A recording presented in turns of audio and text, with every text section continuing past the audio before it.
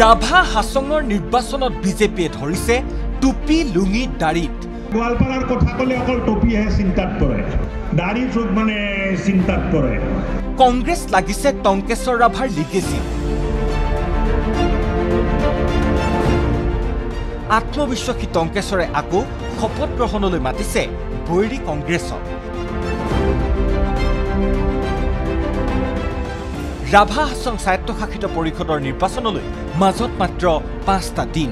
এই সময়খিনিত শাসক বিৰোধীৰ অন্তহীন ব্যস্ততা ৰাভা হাছঙত। এফালে যদি আক্ৰমণ প্ৰত্যাক্ৰমণৰ ৰাজনীতি, আনফালে নাচে গানেও মুখৰ হৈছে ৰাভা হাছং।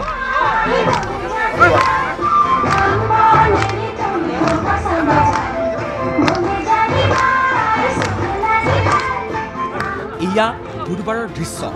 4টাকৈ পৰিষদীয় সমষ্টিত নিৰ্বাচনী প্ৰচাৰ চলাবলৈ অহা বিজেপি নেত্ৰী আঙুৰলতা ডেকাই ৰাভা জনজাতীয় সাজপাৰ পিন্ধি নাচি বাগি চলাইছে প্ৰচাৰ। নাচ গান দেখি ভুলতো নাভাবিব ৰাভা হাছঙত নিৰ্বাচনী বতৰত অকল নাচ গানেই চলিছে বুলি। ৰাভা হাছঙৰ নিৰ্বাচনত সমানেই চলিছে বাকযুদ্ধ। বিশেষকৈ টংকেশ্বৰ ৰাভাক বাৰে বাৰে তেওঁৰ লিগেচি কি বিচৰাত এইবাৰ টংকেশ্বৰ ৰাভাই প্ৰত্যুত্তৰত কৈছে, কংগ্ৰেছে লিগেচি বিচাৰক গান্ধী পৰিয়ালৰ ফিৰোজ খান গান্ধী কেনেকৈ হল তাৰ উত্তৰ বিচাৰক ভূপেন বৰাই। মোক লিগেচি সোধাৰ আগতে ৰাহুল গান্ধীৰ লিগেচি কি, ইন্দিৰা গান্ধীৰ লিগেচি কি তাত শুধ। একে সময়তে কংগ্ৰেছ কিয় ৰাভা হাছঙত ফেক্টৰ নহয় সেই কথা দোহাৰি টংকেশ্বৰ ৰাভাৰ দাবী, এই নিৰ্বাচনটোত 36খনৰ 36খন আসনে দখল কৰিব NDA। আৰু একেটা সময়তে শপত গ্ৰহণলৈ নিমন্ত্ৰণ জনালে কংগ্ৰেছী বিধায়ক AK ৰছিদ আলমক। বিধায়ক আলমে ৰাভাৰ ডিছ খাব বিচাৰিলেও খুৱাব ৰাভাই। AK ৰছিদ আলমলৈকে আমি ইনভাইটেশ্যন পঠাম, যদি কিবা কাৰণত নাপায় আজিয়ে মই তেওঁলোকে আমন্ত্ৰণ জনালো, তেওঁক সুন্দৰকৈ আমি খুৱাম বোৱাম। আৰু যদি তেওঁ ভাবে যে ৰাভাসকলৰ ডিছটো কি খাব লাগে বুলি যদি কয়, তেতিয়াহ'লে মই সুন্দৰকৈ আমি মদে মাংস তেখেতক খুৱাই পঠাম।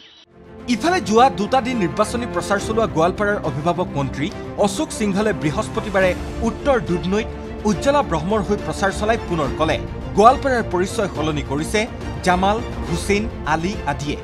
নামঘৰ মন্দিৰত চুৰি কাৰ্যৰে খিলঞ্জীয়াক ভীতিগ্ৰস্ত কৰি দখল কৰিছে ভূমি। ৰামকুচিৰ ফালে তাততো মানে মহিলাক বেয়াকৈ অপদস্থ কৰিলে, গাৰ পৰা কাপোৰ হটাই দিলে। মানুহ কি পাহৰি যাব? চৰি, মানুহ ইমান সোনকালে পাহৰি নাযায়। মানুহ মনে মনে থাকে এইটো ঠিক, কিন্তু পাহৰি নাযায়। আৰু ইয়াৰ প্ৰত্যুত্তৰ প্ৰত্যেকটো ইলেকশ্যনত দি আহিছে, ইলেকশ্যনতো দিব। মন্ত্ৰী অশোক সিংঘলৰ এনেবোৰ কথাৰ প্ৰতিক্ৰিয়া দিবলৈ গৈ ৰিপুণ বৰাৰ কটাক্ষ, বিজেপিৰ DNAত আছে সকলোতে মুছলমানক দেখাৰ প্ৰৱণতা। একে সময়তে মন্ত্ৰী সিংঘলৰ বিৰুদ্ধে বিধায়ক AK ৰছিদ আলমৰ হুংকাৰ, ইংৰেজক খেদিব পৰা কংগ্ৰেছে খেদিব অশোক সিংঘলৰ দৰে নেতাকো।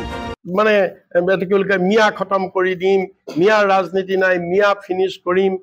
মোৰ ইয়াত গ'লে বৰপেটা গ'লে, গোৱালপাৰা গ'লে, কি বুলি কয় ধুবুৰী গ'লে মোক পাকিস্তান লাগে। কিয় আছা তেতিয়াহ'লে ইয়াত? পাকিস্তান লাগা যদি কিয় আছা? গুচি যোৱা ইয়াৰ পৰা। ইংৰাজৰ পুষ্যপুত্ৰ অশোক সিংঘাল, কি অৱদান আছে তোমালোকৰ? কি অৱদান আছে? সব উত্তৰ হ'ব। আমিতো ইংৰাজৰ পৰা যদি ভাৰতবৰ্ষ স্বাধীন কৰিব পাৰিছোঁ, তুমি অশোক সিংঘাল কোন? ৰাজনৈতিক দলসমূহৰ মাজত চলি থকা যুঁজবাগৰৰ মাজতেই নিৰ্দলীয় প্ৰাৰ্থীসকলেও অব্যাহত ৰাখিছে প্ৰচাৰ। এয়া 24 নং লুকি পৰিষদীয় সমষ্টিৰ নিৰ্দলীয় প্ৰাৰ্থী ৰেলিনা জে চাংমা।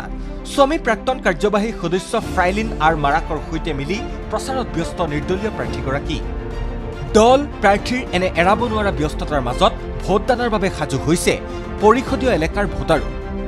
গোৱালপাৰাৰ পৰা হিমাক্ষী বৰ্মন, দুধনৈৰ পৰা খগেন্দ্ৰ ৰাভা আৰু বকুৰ পৰা কুলেন্দ্ৰ কলিতাৰ সহযোগত ভিডিঅ' জাৰ্নেলিষ্ট নৱজ্যোতি ডেকাৰ সৈতে ৰাজু বৰাৰ ৰিপৰ্ট ND24।